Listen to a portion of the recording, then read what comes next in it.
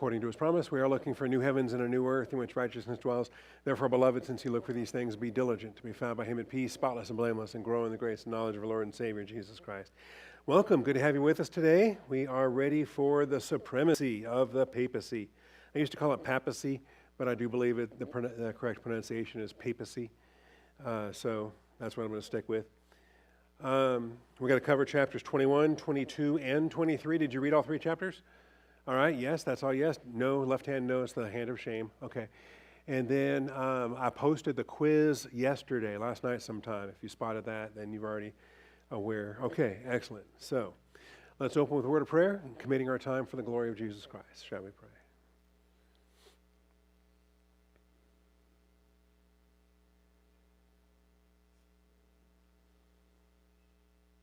Almighty Father, we do thank you for this day. We thank you for our time together.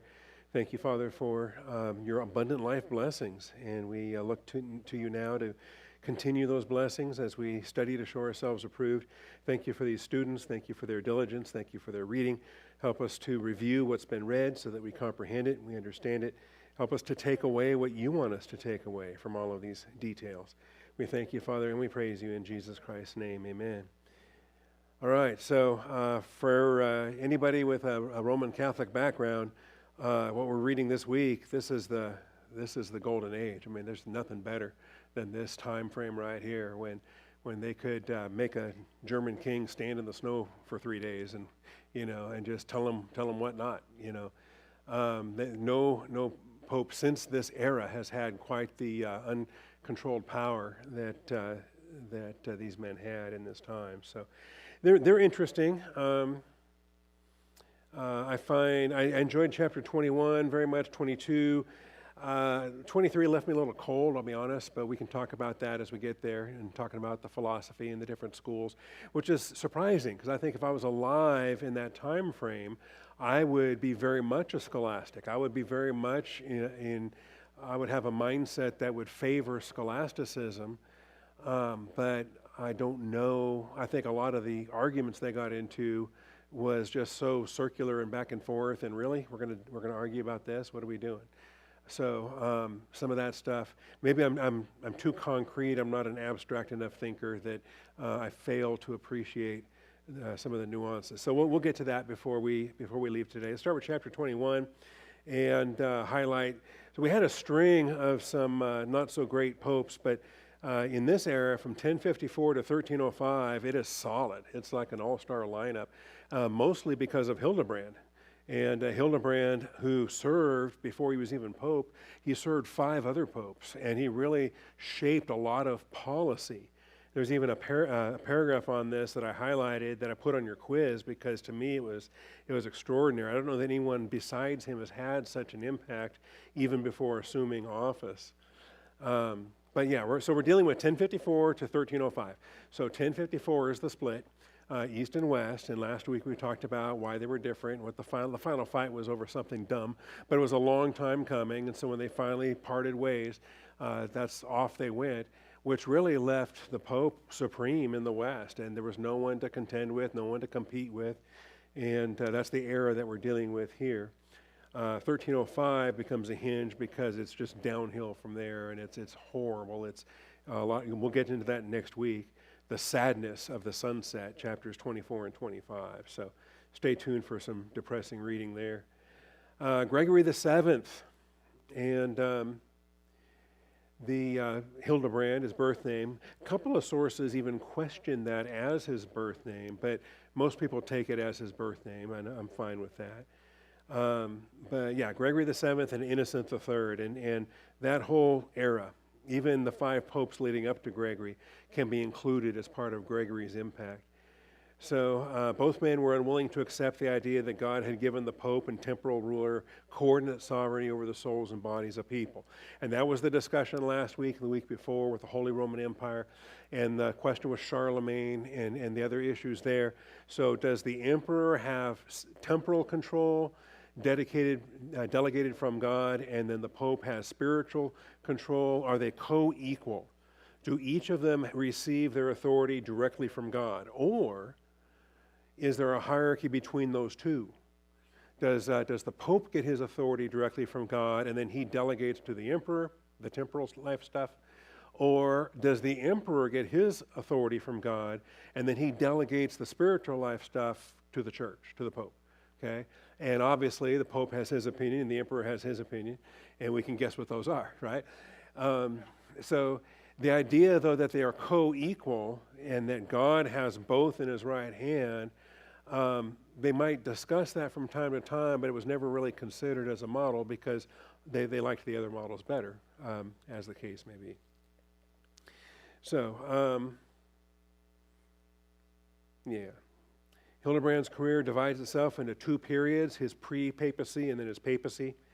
He was the power behind the papal throne for over 20 years before he became pope in 1073. And when I was reading this, I was having thoughts related to Jacob serving 20 years with Laban, and a 20-year service that prepared him for what followed. And then I gave up. It was a dumb line of thought, so it was a coincidence related to 20 years. But he became pope in 1073.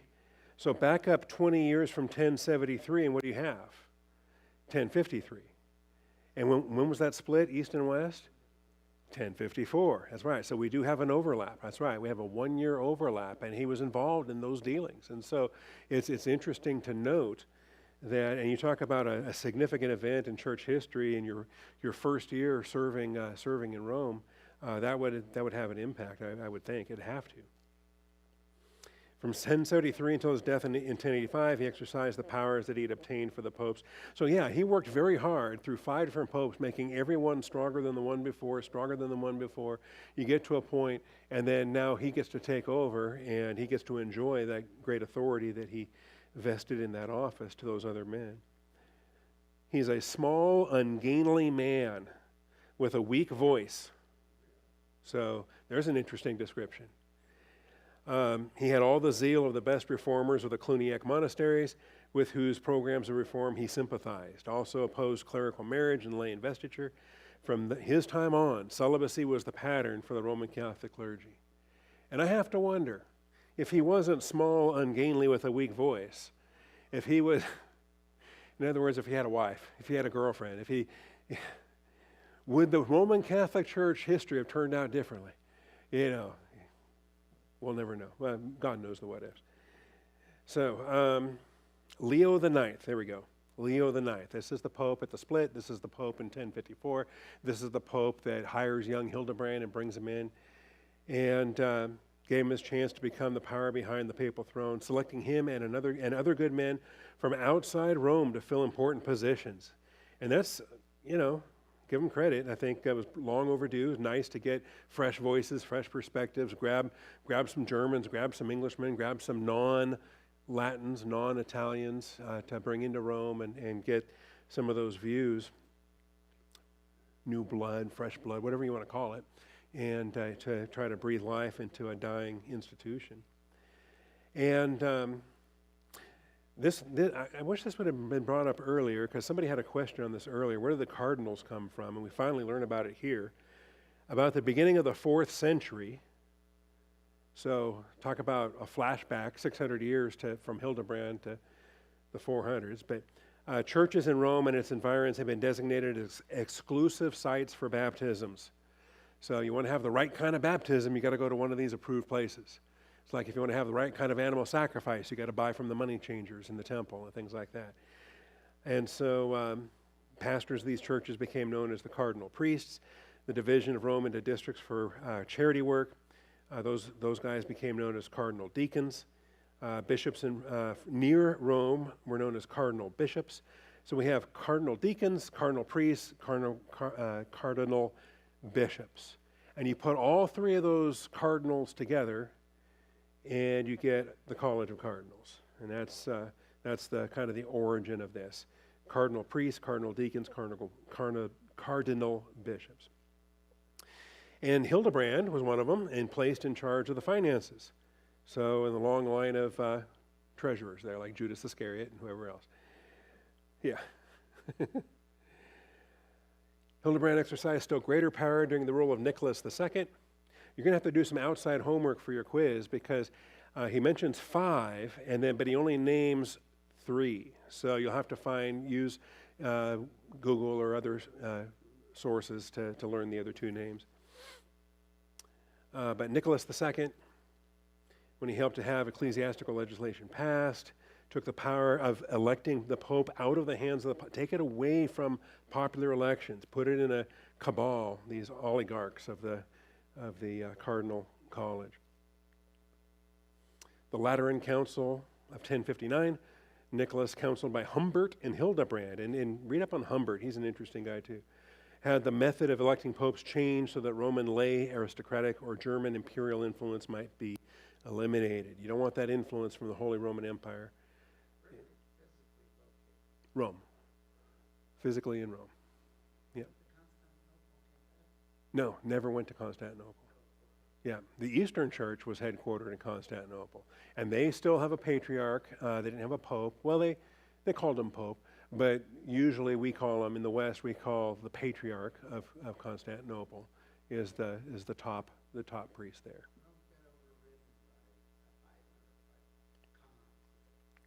Oh yeah, but the papacy stayed there. Yep. So, and in fact, not only did the papacy stay there, they got to add secular power to their religious power because the Western Empire was gone. The Caesars were gone. The emperors were gone. And so the population, the local population, looked to the Pope for leadership, and he provided it. He was very happy to provide it. So Hildebrand was unanimously elected as Pope Gregory VII. You know, you get a new name when you become Pope. You can pick one off the list. I think there have been more Gregories than anything else. There have been 16 of them or something. As a result of the people shouting, "Let Hildebrand be bishop." Now he gets to enjoy all the power that he gave to the 5 predecessors that he worked for.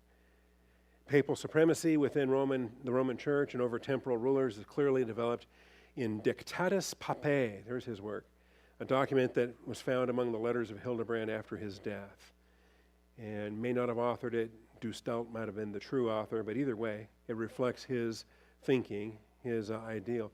By the way, when you encounter these Latin titles, feel free to right-click them, highlight them, right-click them, and then select the translate button there, and it'll give you an English rendering of the Latin phrase. Okay, and if you have more, like Dictatus, just highlight that. It'll do the same thing.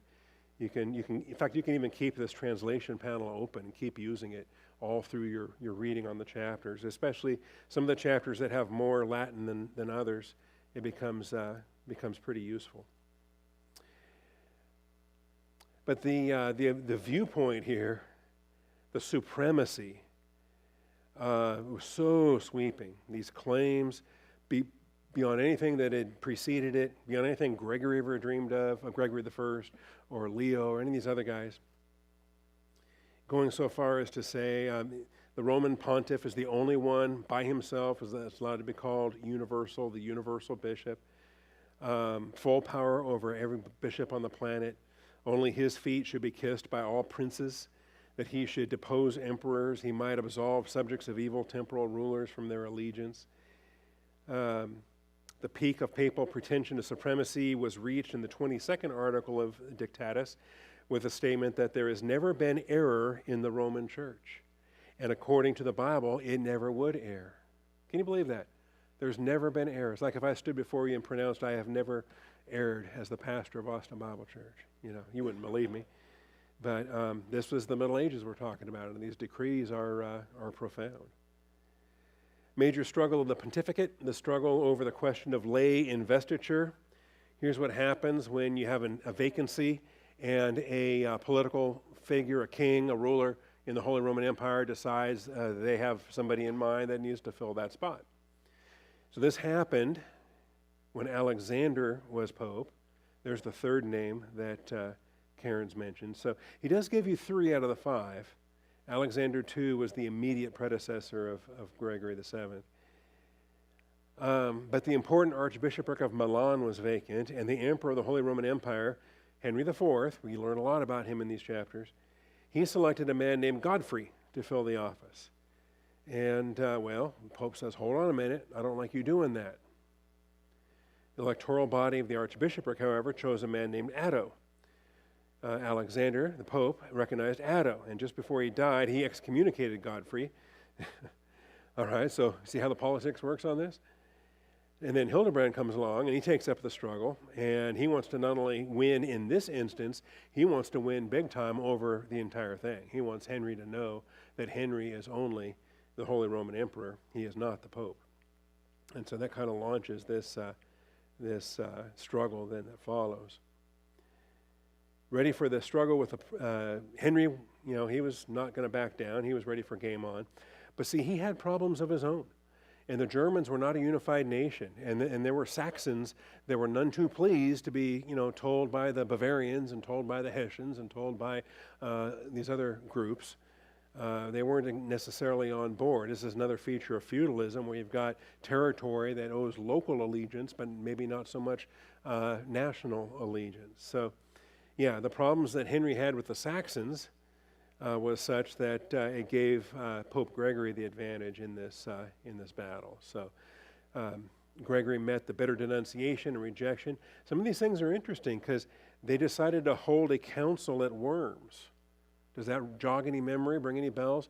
Well, we know these names because 500 years later, Luther is going to be involved at Worms and at Augsburg, and these same towns keep coming up again and again because they were centers of first the Roman Church and then the Lutheran Church.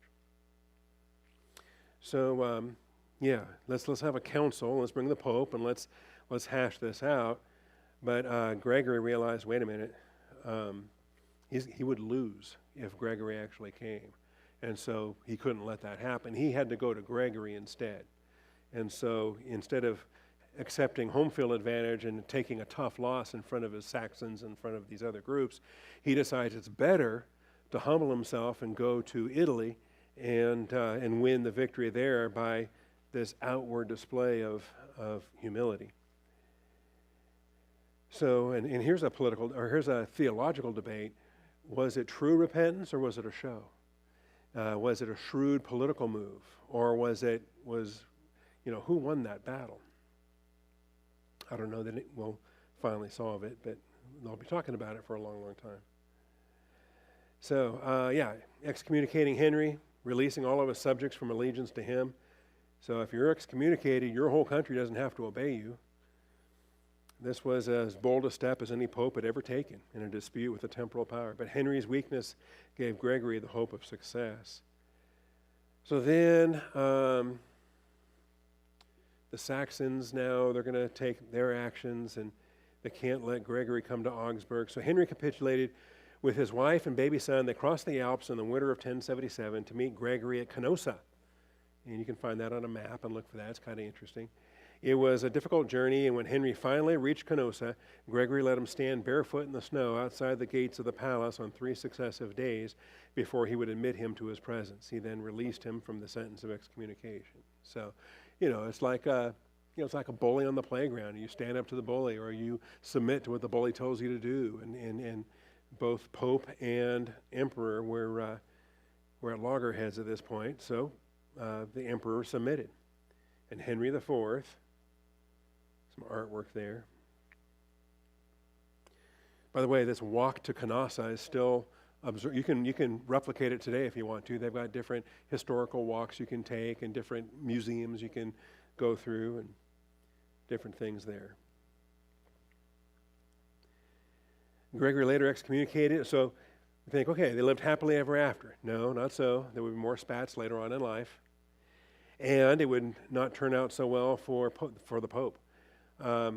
Henry gets excommunicated and deposed a second time, but with Germany supporting him this time, Henry invaded Italy and selected Wilbert as Pope. Said, okay, you can excommunicate me, but I've got an army. And so the emperor invades Italy and puts a new pope in Rome. This is before 1122, yeah. This in the lead up to that. So Wilbert. After he was crowned by Wilbert, Henry left Italy. Gregory then asked the Normans of southern Italy to help him. They did. but they also pillaged the area around Rome, and Gregory is forced to flee to Salerno, and that's where he dies, actually. This great pope dies in exile because, according to him, he loved righteousness and hated iniquity.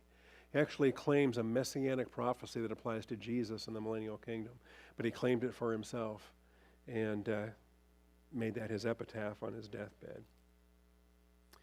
Warfare continued over lay investiture. By lay investiture, that means any secular, non-ordained priest, somebody outside the Roman church. So King Henry is not a Roman priest. He's not a bishop, archbishop, or anything. He's a layman. He's not ordained in the Roman Catholic Church. And so because he's a layman, how does he possibly invest? How does he assign the accoutrements and the offices and the titles? Because he's not in church office himself. He's a layman. And I get that. So they do come to a concordat, an agreement. Henry V, notice not the fourth, Henry V, and Pope Calixtus II in 1122. And so free elections of church officers by churchmen were to be held in the presence of the king. So he can witness, it has to be in his presence, but he doesn't call the shots. The ring, staff, symbols of spiritual power to be given to the church officials by the pope or his agent, usually it was a traveling cardinal. And the church official was to take an oath of loyalty to the temple ruler who happened to be his feudal overlord, because there's still local dynamics involved. If you're the bishop of Würzburg or whatever, well then there's territory there with farmers and peasants and knights and so forth. So you got to have a local relationship with the overlord there. All right. All of that's interesting. Then we move from Gregory to Innocent, and we fast forward 100 years, more than that, 1161 now to 1216. So there's popes in between, of course, right? But we're just giving you two dominant samples in this chapter. Gregory VII, Innocent III. And if you thought Gregory had power, no, Innocent III had much more. And so his biography here is interesting, and personal humility and piety, balanced by vigor, common sense, and a strong sense of moral force. He actually wrote theological treatises. There's things, I think, Innocent. Leo was another one I mentioned a couple weeks ago, who wrote on Trinity and who wrote some theological treatises to answer some of those heretics in the early councils. Pope Innocent calls himself the Vicar of God. Believed that he was the vicar of Christ with supreme authority on earth. Kings and princes derived their authority from him, so he could therefore excommunicate, depose, lay an interdict. There's a term, an interdict. And so France was hit with an interdict, and England was hit with an interdict. And you don't want your country to be hit with an interdiction, okay? And which forbade the clergy to perform any but the most essential services. So essentially, closes all the churches, no more mass, no more baptisms. They have some exceptions, but it's basically putting an entire country on notice that the Pope is not happy with your churches. And so it puts pressure on the king to make the Pope happy, to get the churches up and running again. And very effective. And both times it was used, in France and in England. It worked like a dream both times. So yeah, God had given the successor of Peter the task of ruling the whole world, as well as the church. That's really a stretch if all you're reading is Matthew 16. On this rock I will build my church. I say to you, you are Peter. Anyway, the Pope stood above man and below God. Yeah, Innocent III, he was amazing. The position of the papacy had been further strengthened by the publication of an authoritative edition of canon law. And this is where we get introduced to Gratian. In 1140, a teacher monk at Bologna. This edition, known as the Decretum, provided a complete statement of canon law that could be used in all the courts of the Roman Church. This canon law, by the way, becomes the curriculum for theology degrees, becomes the curriculum for monks and for theology professors and so forth. This is how Luther could be a theological professor, and he's never read the New Testament. You don't need to read the New Testament, you just need to read canon law. You need to read all the records of all the church councils and all the decrees of the popes and all the back and forth, and then you can expound Roman law. All right, so here's Innocent. His first victim was Philip Augustus of France. And in order that he might demonstrate that not even a king could flout the moral law of God concerning marriage. You know, and we're familiar with a lot of these, right? We know about Henry VIII, and we know about the English Reformation. There's things that we know, but Henry VIII was not groundbreaking. I mean, this stuff had been happening for hundreds of years, and this first victim here in France was Philip Augustus. He had married Ingeborg of Denmark after the death of his first wife in 1193.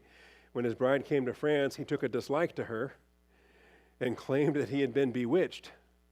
You know, you arrange this at a distance and without Snapchat or you know, you can't see what she looks like until she arrives. Oh, wait a minute. Yeah. So he forced the French bishops to annul the marriage. He took Agnes to his home as his wife. So Ingeborg appealed to the Pope for redress. Innocent thereupon ordered Philip to put away Agnes, restore Ingeborg to her place as his lawful wife. You know, which, by the way, Mosaic law doesn't let you do that. But the Pope can do whatever he wants to do. Okay. When Philip refused to do so, Innocent placed France under an interdict in 1200. The interdict, which affected everyone in the nation, closed all churches except for the baptism of infants, the granting of extreme unction to the dying, forbade the celebration of the Mass except for those who were sick or dying, banned burial in consecrated ground. The priest was not allowed to preach except in the open air. And the uproar the interdict created all over France forced Philip to submit to the Pope, and with bad grace he sent Agnes away and brought Ingeborg back into the palace as his wife. Her life was still not happy, but Innocent, by the use of spiritual weapons, had forced the ruler of one of the great nation states to obey the moral law. So, great victory for the Pope. Too bad for Ingeborg and Agnes and all of France. Okay. Then, between 1205 and 1213, Innocent was able to defeat John of England. All right, and you know his story because he's the one that sucks his thumb in the Disney cartoon of Robin Hood, right? So he's the only John, King John, that England has ever had. He's John the First, he's John the Worst, because they never had a second one. And anyway, so he's going to be humiliated here in a contest over the election of an archbishop to the vacant archbishopric of Canterbury. If you know anything, that's the number one church in the entire country. Archbishop Canterbury outranks the Archbishop of York. So this is the prime spot in all of England, is the Archbishopric of Canterbury. So the clergy elected a guy, and then John nominated a guy, and both those guys were losers because Innocent came along and said, no, here's who you're going to have. So the Pope appoints Stephen Langton, and John refused to accept Langton. So the Pope excommunicated King John and then placed an interdict on England. So all of this conflict. And you wonder, what's happening here? Well, what has the church turned itself into? It's like a multinational busybody agency that just involves itself in every country it can reach. And that's probably a good description. So yeah, John was forced to humble himself because the English were opposed to him, and yeah, he wasn't popular. He was basically a caretaker anyway, and while Richard was the true rightful king, and while Richard was off crusading and whatever else. Yeah, Philip of France, at invitation of the Pope, was only too happy to have an excuse to invade England. So John decided, okay, discretion's the better part of valor. We'll let the Pope put the guy he wants on in Canterbury. And agreed to pay 1,000 marks annually to the Pope. 1,000 marks. Can you imagine? All right, I don't know what the economy was like. And I didn't actually know that marks were as old as they were. We had Deutschmarks when I lived in Germany before they abandoned them and went to the euro. But the mark goes back to the Middle Ages. It's a long-standing currency. And this payment, starting in 1212, was not finally repudiated until the time of the English Reformation. That's remarkable, that all the English kings from then on until Henry VIII kept paying 1,000 marks annually to the Pope.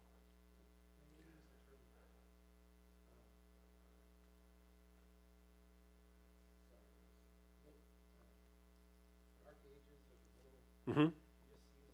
Middle Ages, Dark Ages. Uh-huh.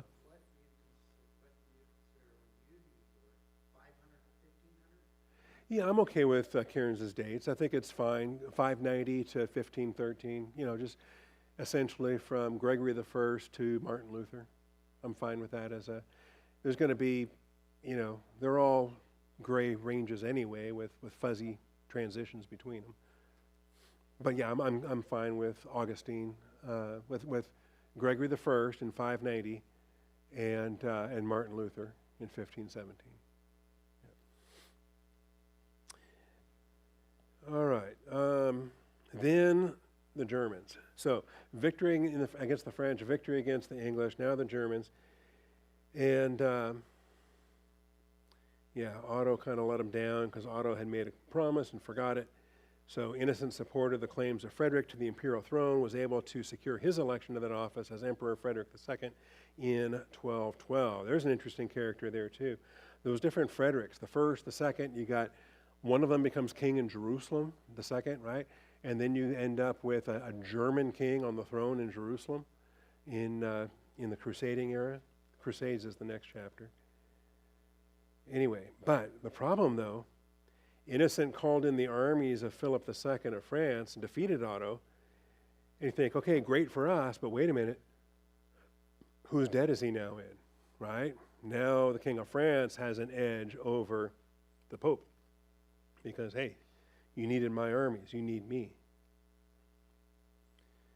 All right, then the Fourth Crusade with Innocent. These chapters are not strictly chronological. You probably noticed that because, just going from Gregory to this guy, to Innocent, we've spanned a huge time frame. Some of the previous popes that launched the First Crusade, Second, Third Crusade, we'll get those in the next chapter. But the Fourth Crusade's the sad one because they were sidetracked and sacked Constantinople instead. And so, which Innocent didn't order, he didn't maybe like it, but he was happy to reap the benefits of the collapse of Constantinople and claim the power for himself. So this is an interesting bit of history as well. Yeah, captured Constantinople in 1204. And really, they were never the same after that.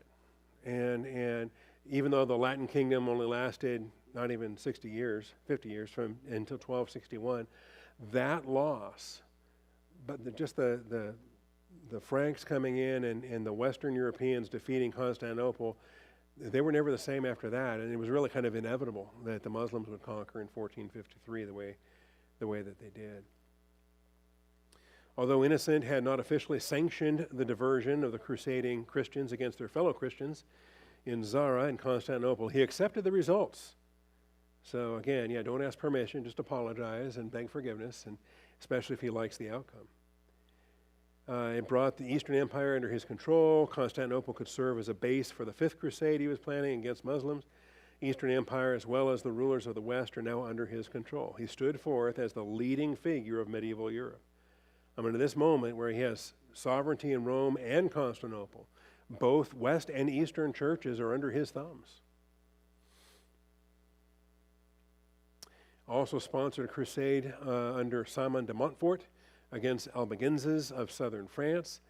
These are the Protestants we're talking about, the pre-Protestant Protestants, the evangelicals, the Bible readers, those that read the Bible for themselves. And what's that? Waldensians, yep, another name for them. The Cathari. And there were beliefs that were heretical. We're not going to ignore that. They had some problematic beliefs, but they also had some very good beliefs. And they had some things that we would call a free grace gospel and what we'd be very comfortable with as evangelicals. And they clearly rejected the papacy. They said, you don't need a pope to go to heaven. Well, the Pope doesn't like that. So it's time to crusade against heretics. We're crusading against Muslims, crusading against Eastern Christians, and now crusading against Western Christian heretics. Makes you really wonder, Giving secular authority to a religious leader doesn't seem smart. Okay? And unfortunately, that lesson was not learned because Calvin took authority himself in Geneva, and the reformers were brutal in the executions they ordered as well of the heretics of their day. So stay tuned for that. All right, if you want more on the Albigensians, the Cathari, the Waldensians, Bogomils, other groups, I do recommend E.M. Broadbent, The Pilgrim Church. It's an excellent text. I found a PDF of it at archive.org this week, so you can get written sources there. Broadbent. His last name is Broadbent. Yes. Common spelling. Broadbent, all one word. It's called The Pilgrim Church. And it really talks about pre-Protestant Protestants. It talks about Bible-believing Christians that read the text in its plain language and understood grace through faith and a very simple, they went back to a first century early church New Testament model, and the Roman church hated them. All right, then the Fourth Lateran Council of 1215. Lateran, by the way, refers to a particular chapel within the Vatican itself. So it's essentially it's Rome, but Lateran is a specific chapel in the Vatican. I forget. Took me the longest time before I learned that. So, and how many were there after the fourth? I don't remember. But yeah, these Lateran councils made annual confession to a priest by all laymen mandatory. Declared that all must be at the Mass at least at Easter. Okay, later they could add Christmas, and you end up with your Christmas and Easter only believers, and things like that. Also, the dogma of transubstantiation. It had been floated around, had been discussed. It was accepted by and large in most of the Roman Church. With the Fourth Lateran Council, it is now official. It is now dogma. 1215. And to be a member of the Roman Church, you have to accept as authentic doctrine from this time on. Yeah, this is remarkable. You know, our doctrinal statement is not dogma in the sense of forced belief. That you can be a member of Austin Bible Church and you can disagree with every single thing in the doctrinal statement, and that does not ban you from membership. But you have to acknowledge what the doctrinal position of the church is, and acknowledge that teaching things contrary to that would be considered heretical, would be considered divisive and schismatic. And so, for example, we are not Pentecostal, we don't speak in tongues. It's the doctrinal position of our church that those gifts are temporary gifts that ceased in the first century. But we've had members here over the years that believed in tongues and spoke in tongues. And as long as they don't teach it, I don't let them teach in the pulpit, and they don't take leadership positions in the church.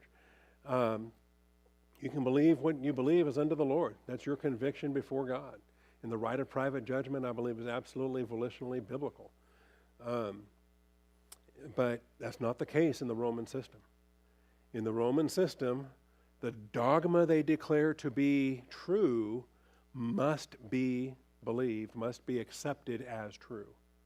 And so, in particular, especially after Trent, after the anathemas against Protestants, I don't believe any bishop, archbishop, cardinal, pope since Trent has truly been born again. I think the Roman hierarchy has been demon-possessed since the 16th century. And so am I shocked that these popes keep getting sick? Well, demonism pays a price, doesn't it? Okay. Still, pray for them. Wouldn't it be something if one of them got saved? Satan would pitch a fit if such a thing was even possible. So, any questions on what we've covered so far? It starts going downhill after that. We get to Boniface. It's pronounced Boniface, but I like saying Boniface just because I figure kids on the playground teased him in elementary school. It was really downhill after Innocent, and Boniface struggled, and definitely a low point. He was pope from 1294 to 1303, the nadir of papal power. So, aren't these great words, zenith and nadir? You gotta learn what those are. And humiliation on more than one occasion from the temporal power. Philip the Fair just kidnaps him and brings him to France, and they set up they move the papacy from Rome to Avignon, and so you end up with what they call the Babylonian captivity of the papacy. That lasted for a time. And sometimes you had popes and anti-popes. At one point you even had 3 competing popes. But, what's that? Oh, yeah. Oh, a woman? Wow. It's curious, one of the weakest popes ever in the history of the papacy, he issues the papal bull known as Unum Sanctum. And it's one of the most sweeping, insane doctrines ever that they still claim to this day, Unum Sanctum, that neither salvation nor remission of sins could be found outside the Roman Church. That the Pope, as head of the Roman Church, had spiritual and temporal authority over all, and that submission to the Pope was necessary to salvation. So, I mean, you talk about condemning people to hell for rejecting Catholicism. Unum Sanctum is the primary legal document in the Roman system.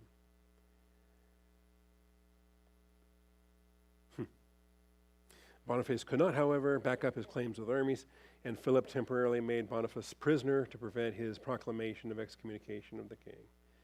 Yeah, good luck excommunicating the king when he's got you under arrest. Then Clement V transferred the papal court to Avignon. This was in 1309, where he and his court were under pressure from the king, whose territories were all around him. Think about, we talked about in the East, how the Patriarch of Constantinople was always subject to the emperor, the Roman emperor in Constantinople. And so he never had the free reign in the East like the Pope enjoyed in the West. Well, now the papacy is getting a taste of that during the era that they were not in Rome, but they were located at Avignon, known as the Babylonian captivity of the papacy until 1377. Anyway, then they got to go back to Rome again. All right, and there's your bibliography, there's your reading. All right, any questions on Gregory or Innocent or Boniface? Any of these guys? The Crusades is interesting. It's a great chapter. A few things I will dispute. I think there's better understanding of the Crusades in better understanding of Islam. I think Rodney Stark is an excellent author that will help to mediate some of the weaknesses of Cairns. I still love Cairns, don't get me wrong. It's just he's pretty soft on the Muslims, and there's no need to be. And especially some of the things he presents as, boy, we sure owe a big debt to the Muslim philosophers, because if it wasn't for these guys, if it wasn't for Averroes, we wouldn't know about Aristotle, all right? And that's just factually wrong. And maybe there was an era in the 20th century where there was so much praise to the, and I think too, ever since the Enlightenment, there's been a huge downplaying of the medieval era. The Dark Ages, the morons of the Middle Ages, and the morons that would submit to a pope the way they had to be stupid or they wouldn't have submitted to a pope like that, right? So I think there's an arrogance that comes across from the Enlightenment onward, and much of the 19th and 20th century just regurgitated that. And I think a lot of it impacted Cairns' understanding of the Crusades and of Islam. We'll try to remedy some of that today. But like I said, Rodney Stark, The Victory of Reason, How the West Was Won, How the West Won was his title, and so many other things. His book on the Crusades, anything Rodney Stark wrote, I would read favorably. All right, and I want to bring down, if we can, wouldn't that be great? To bring, he's a department head at Baylor, so he's just up the road there at Waco, and he's a bit elderly, but we could bring him down and host Rodney Stark. Yeah, Rodney Stark. All right, so the Crusades. The problem, of course, we discussed this. The West had tremendous theology, tremendous development. In the East, they were hampered by an emperor in Constantinople, and they were fighting defensive wars against Muslims for centuries. And so huge disadvantages in the East. Between 632 and 732, Muslims had aggressively threatened. Between 1095 and 1291, the Crusades are now the answers. We're gonna fight back, and the retaliation is 500 years too slow in my mind, right? When you're just losing land, and then half a millennia later decide, hey, let's go get some of that land back. What are you doing at that point? But I understand why, and I understand too why people would rather tolerate losing territory, because if it's not yours, does it really matter? Until it does, right? And the Arabs were one thing, but the Sassanid Turks were something else. And the Seljuk Turks were the worst of all. So it was when the Seljuk Turks took over the Levant, when they took over Jerusalem, when they started attacking Christians and keeping pilgrimages from happening, that's when finally the Christians said, okay, enough is enough, let's take the Holy Land back. And that's the motivation there. So it's curious. And of course, one side, bullies don't want to admit they're bullies. And if somebody is fighting a retaliatory war, and you can pretend that it's not a retaliatory war, that it's just a war of aggression, and you hate Muslims, and you evil white Europeans are just conquering for wealth, then you can create a mythology that ignores the history.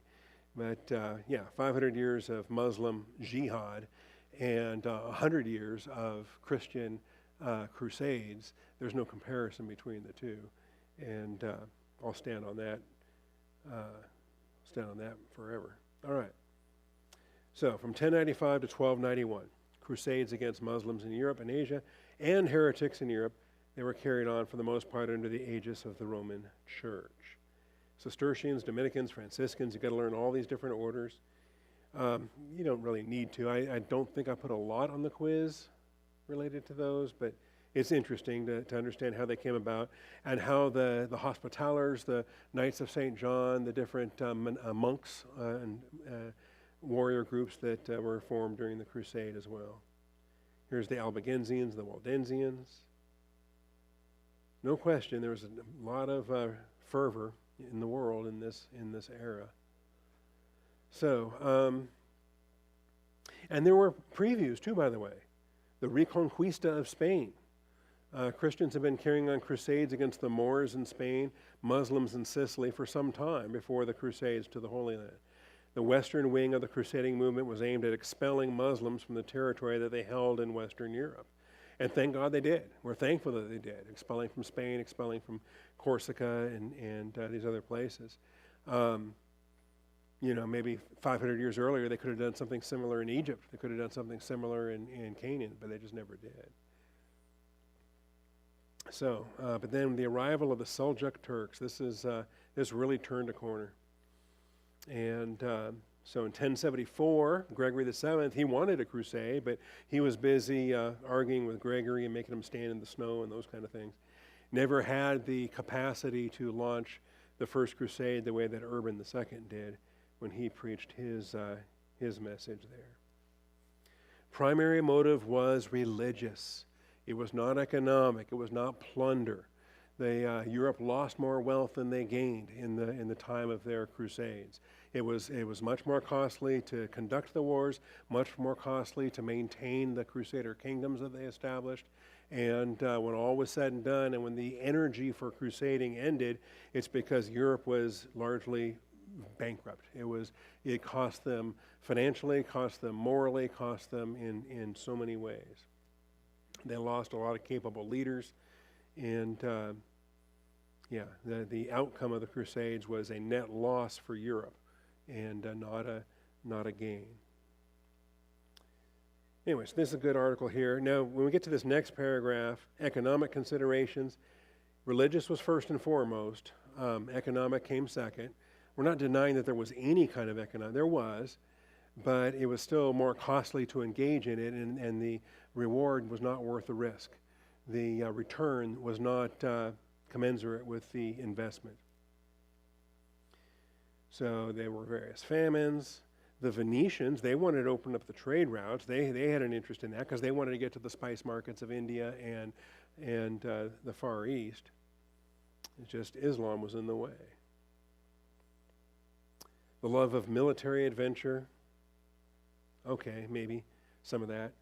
You know, and I get it. Younger sons and others that couldn't really make a name for themselves any other way. This is a chance for fame and glory and whatnot. But I think that's way down on the list compared to the other reasons. Specifically, the religious reasons. Remember, we're hitting the era here where there's no salvation outside the Roman Church, and more and more you have the need of that Roman Church for the forgiveness of sins, right? And so if a crusade can take 100 years out of purgatory, if a crusade can absolve you of particular sins, then really, how's that any different than the Muslim doctrine that jihad wipes away all your bad deeds and gets you a spot with the virgins and Allah? Okay, so it's really comparable in those ways. Escape from domestic boredom, or the punishment of crimes. Yeah, go to war or go to jail, right? That was even as recent as Vietnam in our country. All right. So Urban II, preaching at Claremont, November 1095, in one of the most powerful sermons ever. And Deus Vult, God wills it.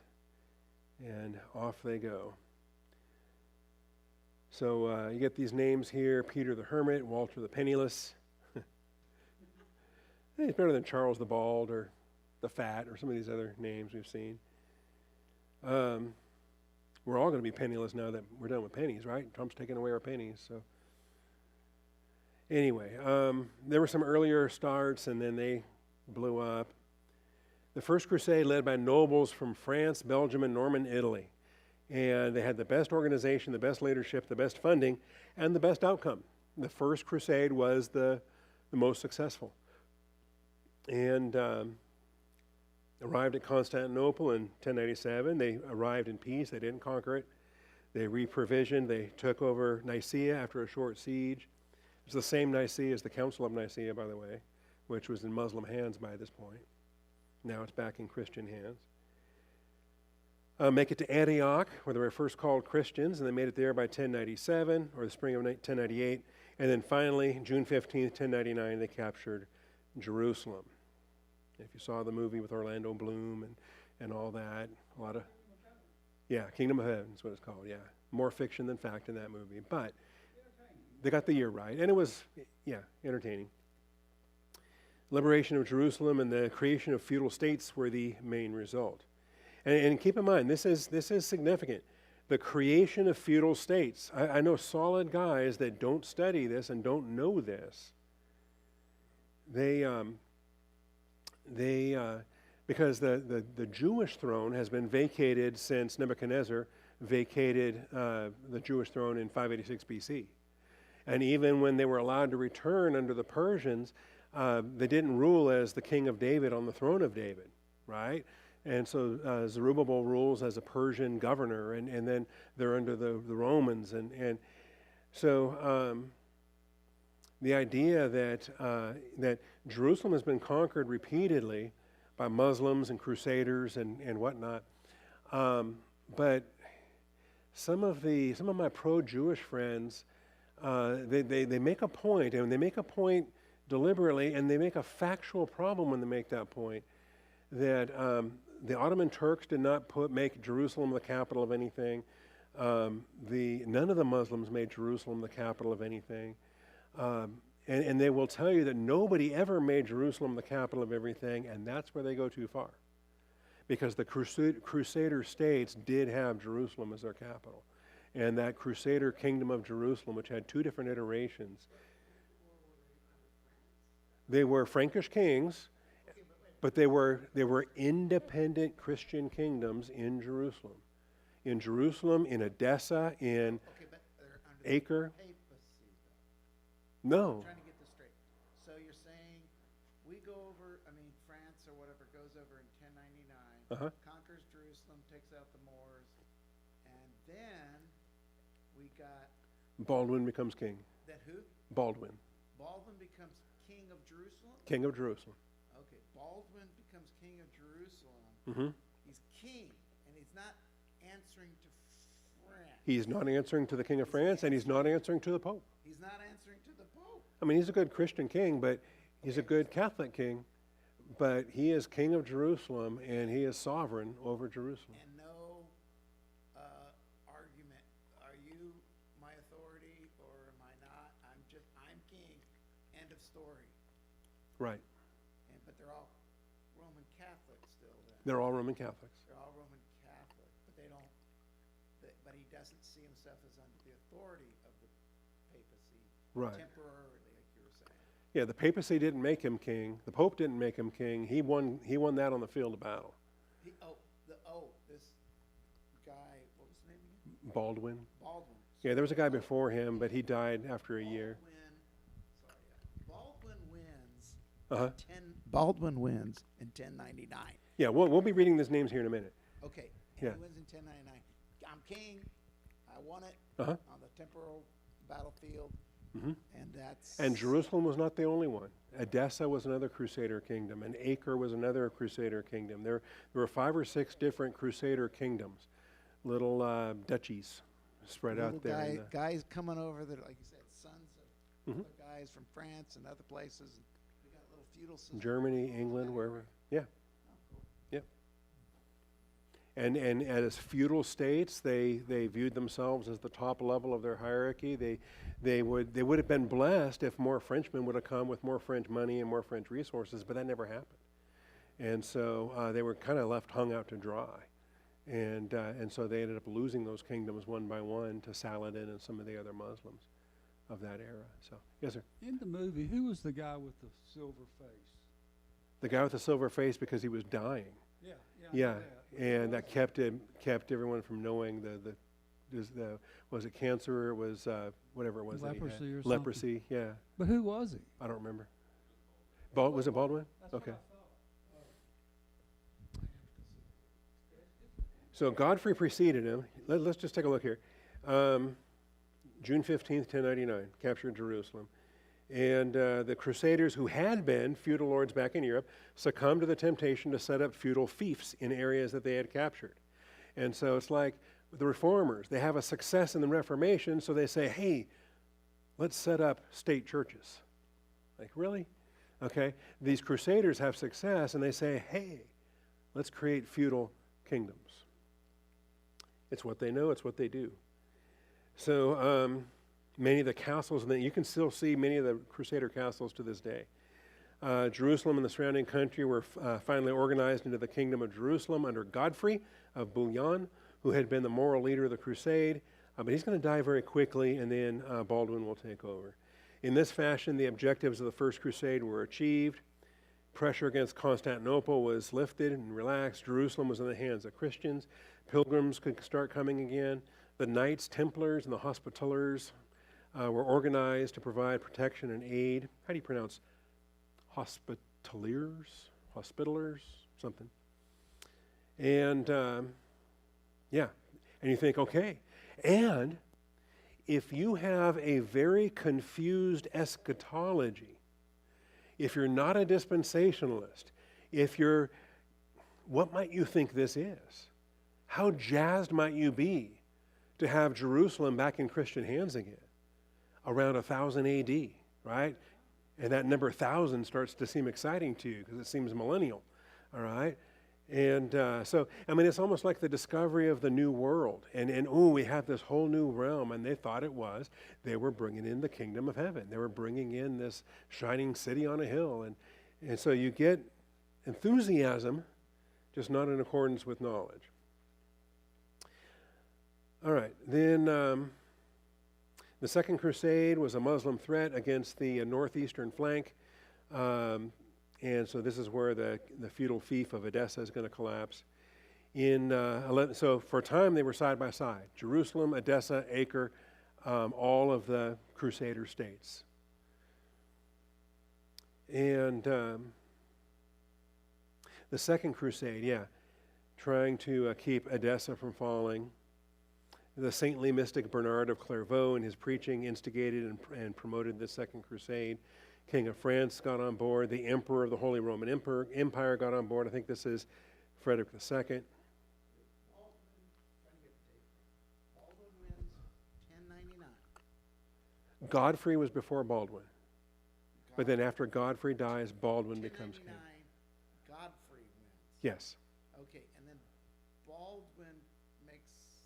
He succeeds him after the death of Godfrey. What year is that? I don't know. Okay, and then he lasts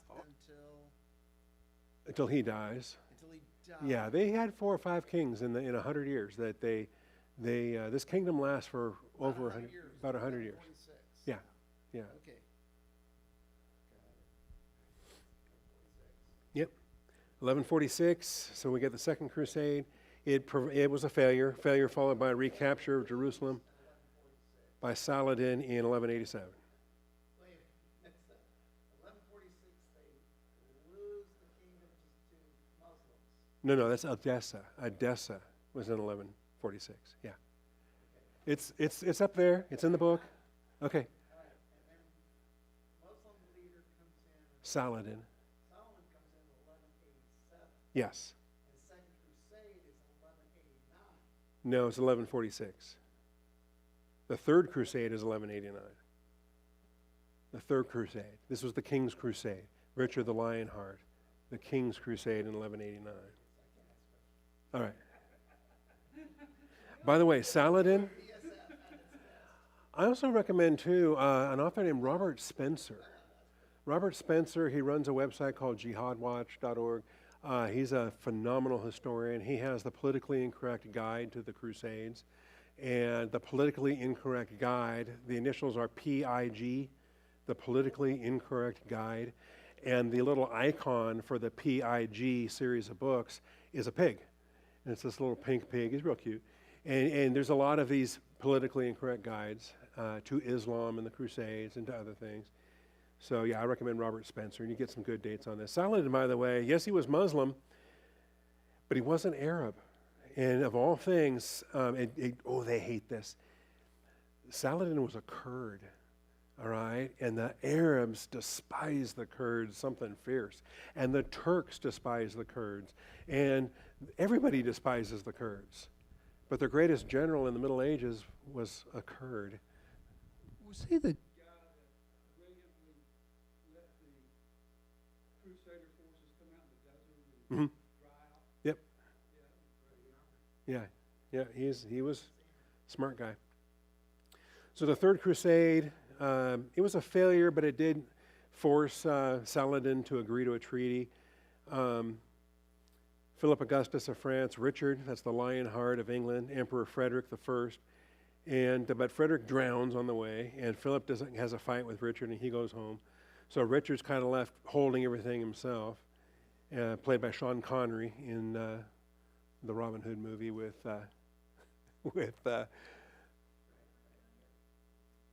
who? No. Yeah. Anyway. Yeah. All right, Kevin Costner, yes. Yep. All right, I need to quit asking questions. You know, this room was designed, all the acoustics of this room go that way. And anybody speaking this way, the sound is not on your side. All right, anyway, read through this. This material on the Crusades is outstanding. Innocent III, of course, appreciates it when they accidentally took Constantinople. They were supposed to be going to Egypt. That Fourth Crusade was going to conquer Egypt and make Egypt a base of operations to retake Jerusalem again. But instead, they ended up taking Constantinople.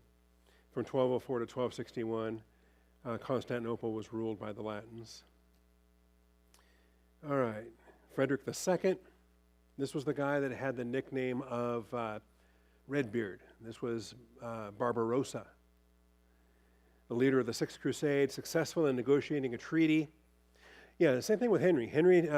Richard negotiated a treaty.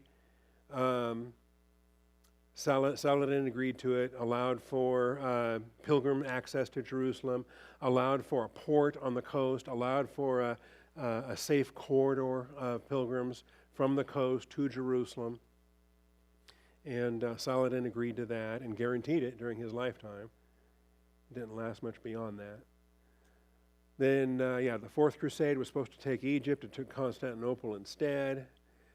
I forget what the Fifth Crusade was also back to Egypt again and didn't do so well.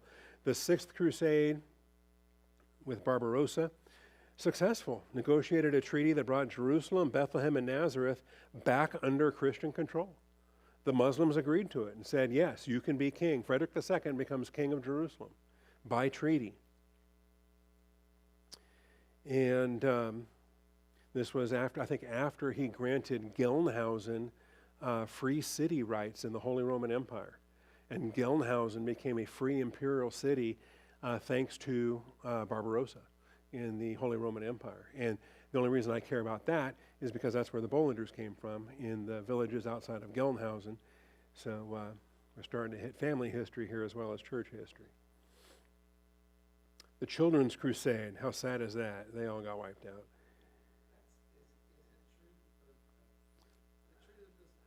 I've heard it said, Onward Christian Soldiers is a satire. Oh, I don't know. Oh. I don't think so. You don't think so? No. Okay. Because it's about Yeah. Children's Crusade. I think Onward Christian Soldiers is unrelated to the Children's Crusade, but it's still bad theology either way. I also cringe when I sing the Battle Hymn of the Republic. In fact, there's a verse I won't sing. As he died to make men holy, let us die to make men free.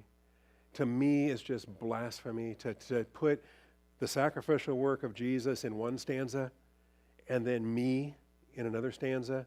Just stop that, okay? And if the Union Army was so arrogant to think that they were serving Jesus Christ in the Civil War, okay, I'm not going to sing a blasphemous verse from a song. Anyway, as Trump would say, it was fake news. They needed Twitter back then to spotlight Beecher Stowe and all the rest. All right, consequences. Europe was bankrupt. And then really overemphasized Arabic learning, science, and literature were brought to Western Europe. No. There was contact, yes. There was recognition, yes. But the Arabic learning was not what it was made out to be. It was certainly not advanced. And they already had Aristotle from Greek and Latin sources anyway. They didn't need the Arabic translations of Aristotle to spark their scholasticism. So they mentioned like the Arabic translations, but I think they also mentioned Hebrew translations. So Right, I was Maimonides interested- and some of the Hebrew philosophers as well. Yeah, I was interested. Is there like a good comprehensive history, like we're doing church history, but of the Jewish culture through? Like, Oh yeah, that's rabbinic history right there. okay. That is the history of Judaism, and it's very much through the Middle Ages. You're talking Talmudic studies and all the rest. Yeah, so Maimonides or Rambam and some of these other well-respected Hebrew scholars, they had impact in their circles in their day, but they were not esteemed in Christian circles at all. And so the idea that they shaped scholasticism in Western Europe is laughable. Yeah. All right. Then, we get these military orders. I'm sorry? Aquinas is 1200. Yeah, we're getting the next chapter into scholasticism. Yep. So these chapters, 21, 22, 23, now we get into Franciscans, Dominicans, Carmelites, your different mendicant groups.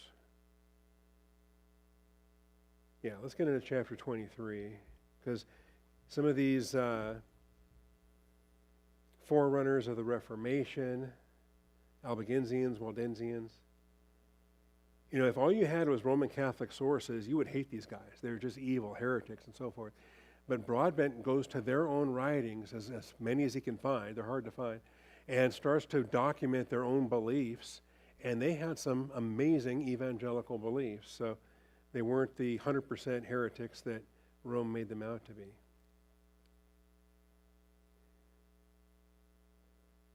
All right, that gets us through chapter 22, Medieval Learning and Worship. All right. And here's a chapter. I need to give this chapter more credit than I do, but the rise of universities, the founding of Oxford and Cambridge, the rise, I think the earliest one, Paris had a very early school that was started at Notre Dame. It was a cathedral school that then became a secular university. Milan, Bologna, the one in Italy is supposedly the oldest in the world that's still serving today. Even older than, what's that? No, not Florence. I forget where. Anyway, and we're talking the early, between 1050 and 1350, all these universities being founded. Yeah, but don't you know that they all came from Muslims and that No. And I'm joking. you're joking, of course. I'm being facetious. But even what they claim, Islam will claim one in Alexandria, they'll claim one in Cairo, but they are not universities that as we would define them. They didn't have the quadrivium, the trivium, they didn't have, You hear this in the second meeting. yeah. Essentially, they're glorified madrasas, they're glorified mosques.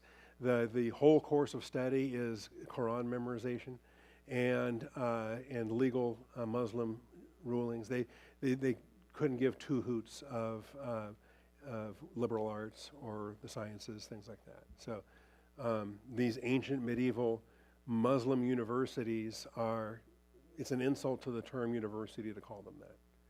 So, but you're right, the liberals will try to because they draw moral equivalence everywhere. All cultures are equally valid. All cultures are valuable, and that's a lie. I despise a lot of cultures because they are despicable. And if you don't despise the despicable, what are you doing? So, anyway, I do like this. The Greek word skale, skalizomai, skalizo, some of these terms signifying a place where learning takes place. There's an etymology behind that even deeper than learning. That's a secondary etymology. Ultimately speaking, skalazo speaks to idleness. It speaks to free time. It speaks to people that have nothing else better to do. And because they're wealthy, because they have time on their hands, you know what they can do? They can study, they can read, they can pursue academic disciplines. And so fundamentally, skoladzomai speaks to laziness. It speaks to not free time. It speaks to leisure and having the leisure time. And how blessed are we? And how blessed, as Americans, as Western civilization, how blessed are we? How blessed are we as a church when Austin Bible Church grew to the point and said, we can take our pastor out of the workplace. And so now instead of, working 40 hours a week, he can study all those hours a week. And then the flock benefits from that because the pastor has leisure time to study. Anyway, it is an interesting period of Western civilization, of world history, of church history, some of the causes for it. I think on your quiz, I copied the outline here from the table of contents. So if point A and point B, you can just look through the table of contents here.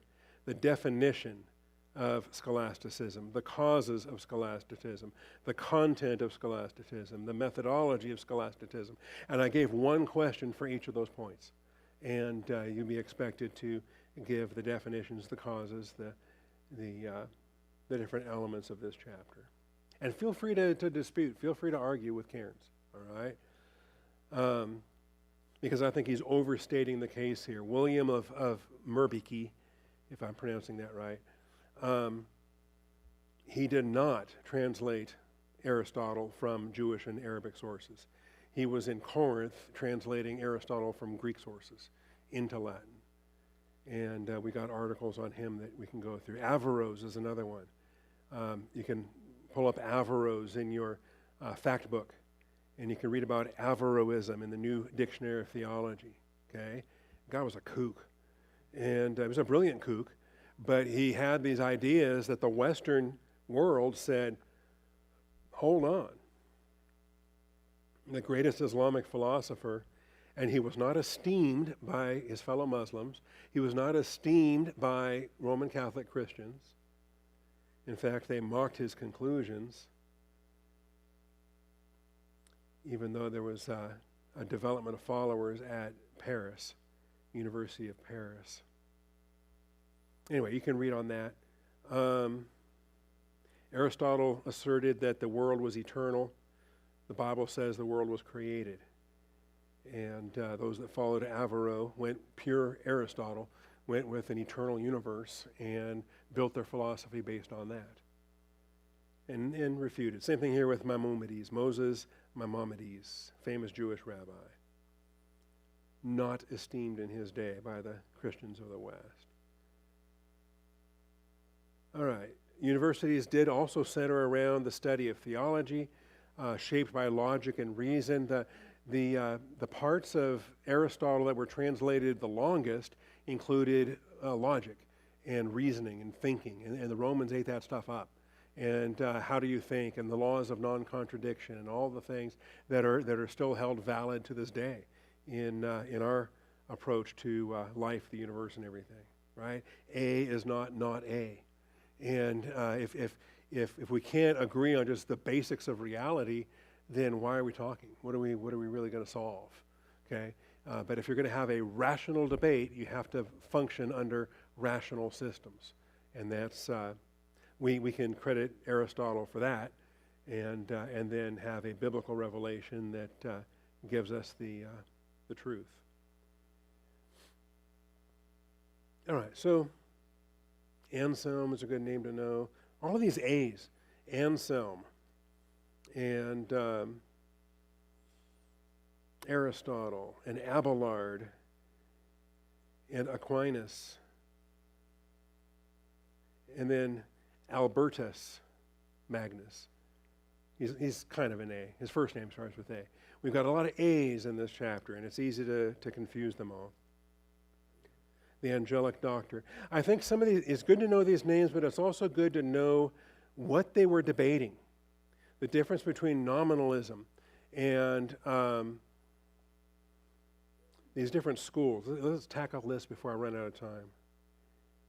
Because realism, moderate realism, and nominalism, those are the three schools. And they're philosophical schools. And they're philosophical because this is what happens when you think too much about these things. And you think, okay, and you have a dichotomy related to the things you believe and the things that you know. And you think that faith and reason are separate activities.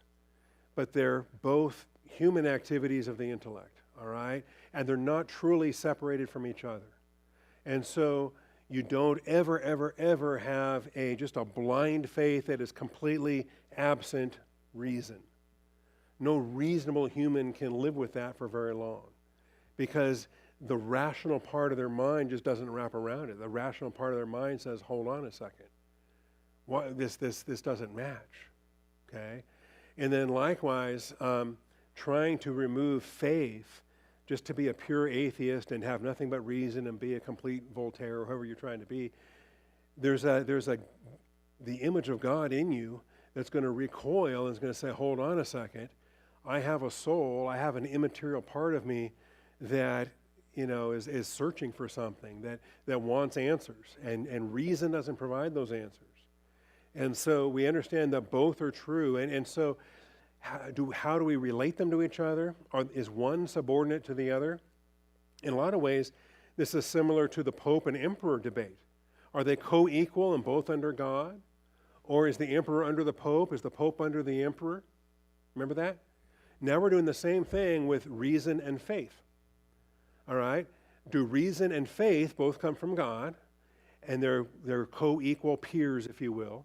Or does reason control faith? Or does faith control reason? How do we does one subordinate the other? Or do they work both? Do they work in tandem? And all of these arguments come down to that question. How do we relate faith to reason? How do we define faith? Sadly, in the Middle Ages, I don't think they defined faith, they defined it philosophically in a way that's at odds with how the New Testament uses pistuo and pistis. And so they have concepts for faith and for believing that aren't consistent with the New Testament usages of the terms. Okay? In Hinduism, they don't accept not A is not A. They do not, but then they have other problems. So, yeah, Eastern. Yeah, so, but they do, and that's where Ravi Zacharias would debate those Hindus constantly. Yeah, yeah. They do, but then they can't agree on why, and they can't agree on how. And then some of them come around and say, they accept it because they have to accept it, but the rational part of their minds don't want to. And when Ravi Zacharias was cornered because he had this snotty college kid say, well, you've got all of your logical thoughts, but that's Western logic. That's not Eastern logic, right? And so then he got a little grin on his face, and because the snot-nosed kid was trying to say, you can't just boil it down to two and only two, and you're creating a false dichotomy, you're creating a false. And he says, there's nuances, and there could be a third path, there could be a fourth path, there could be, and while he was saying that, he was trying to win his victory over Ravi Zacharias, saying, well, you're using Western logic, not Eastern logic. And so Ravi just kind of smiles. He says, you're telling me I have to use either Western or Eastern?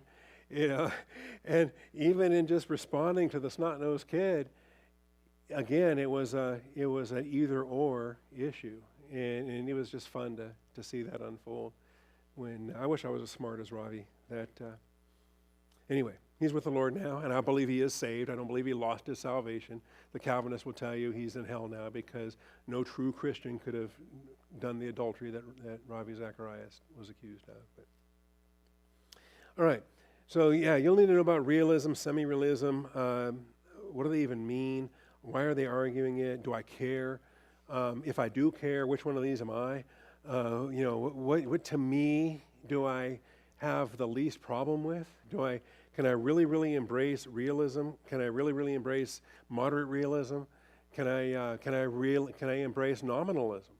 Is there any way that there are elements for these three? And thankfully, I'm not going to really go into it today. I'm not going to go into it in this class. This is the kind of stuff that will come up in systematic theology. We'll be dealing with a lot of this stuff coming up in Geisler.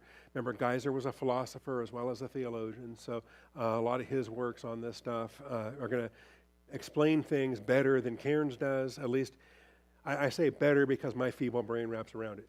And if my feeble brain wraps around it, then to me that's better. And on issues there. Anyway. I'm not a fan of. I'm sorry? In the Prolegomena. A lot of that came up in the Prolegomena. Right. All right. Well then, next week. Yeah, there's Bologna. That might be the oldest one. You can Wikipedia that. What's the oldest university in Italy? And it's even older than Oxford and Cambridge. Older than Paris. Yeah, the church cathedral at Notre Dame. A lot of them started out as cathedral schools that then became universities. Remember, even in England there were schools, and the one guy was brought over by Charlemagne in 800. In 800. We're talking, that's 500 years even earlier than this. Western Europe was not ignorant in the Middle Ages. It was a very vibrant time. And if the Enlightenment wasn't so self-absorbed and arrogant, they would have credited a lot of the medieval scholars for being amazing scholars in their own day. All right, next week is very depressing. The 2 chapters on medieval sunset is just sad. What happened to the Roman Church? What happened to the papacy? How decrepit can you get? How corrupt can you get? How do you turn the Vatican into a brothel and still call yourself a church? I mean, what are you really doing? And so it's no wonder that Luther was just disgusted the first time he ever went to Rome and saw it with his own eyes. And definitely impacted his outlook when he returned to Wittenberg. And so enjoy that, chapter 24 and 25. It's only 26 pages, so it's a much easier reading than you had this week. And yeah, we'll do that. We are on target. We'll keep these Sundays coming up. I think we're on target to wrap up on May 4th. And I really hope that we do. I don't want to miss a Sunday or let that slip at all. I think May 4th will be a good Sunday. to conclude because May the 11th is Mother's Day weekend, and I'd like to not be in here on that Sunday afternoon. And May the 18th is a wedding. So we can't be in here on a Sunday afternoon because Mark and Cheyenne will be in here getting married on that Sunday afternoon. I'm preaching that wedding, so I won't be teaching church history that week. So if we can wrap up this whole module then on May 4th, we can have 2 or 3 weeks off, May 11th, May 18th, May 25th, my wedding anniversary. We'll come back in June maybe then and launch over the summer. We can launch Volume 3 in Geisler on sin and salvation. So we'll sin over the summer. We'll get saved over the fall. Sin and salvation for Volume 3.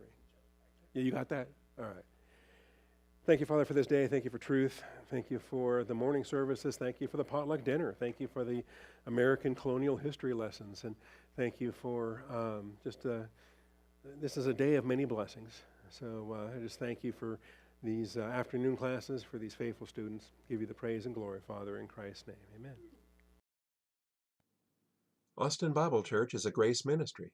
No price is ever assigned to any video, audio, printed material, or anything provided by this ministry. Costs associated with such grace provision are paid in full by grace-oriented born-again believers in Jesus Christ, motivated by God the Holy Spirit, well-pleasing to God the Father. More information on our grace-giving policy and your opportunity to join in this Grace Financial Fellowship can be found at the link in the description below.